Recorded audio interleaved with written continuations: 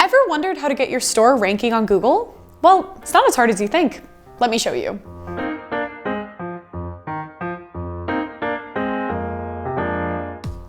So what does it mean if you're ranking on Google? Essentially, it means when someone Googles a product that you happen to sell, you would appear in the search results. This is great for driving traffic to your store, but you need to be indexed by Google first so they can find you. Some of our best-selling artists are indexed on Google, and there's no reason for you not to join them. But how do you do it?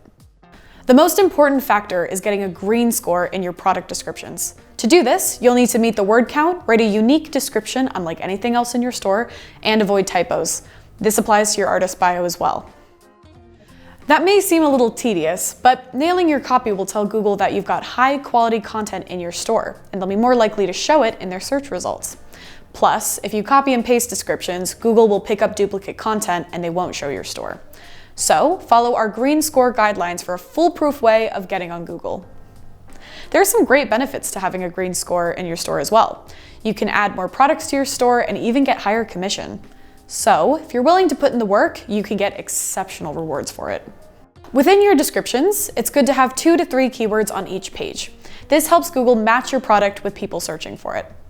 Don't worry about searching the internet for unique keywords. You can find free keyword research tools that will help you know what people are searching for. For example, if you sell leopard print cushions, what phrases might people search to find them? Those will be your keywords.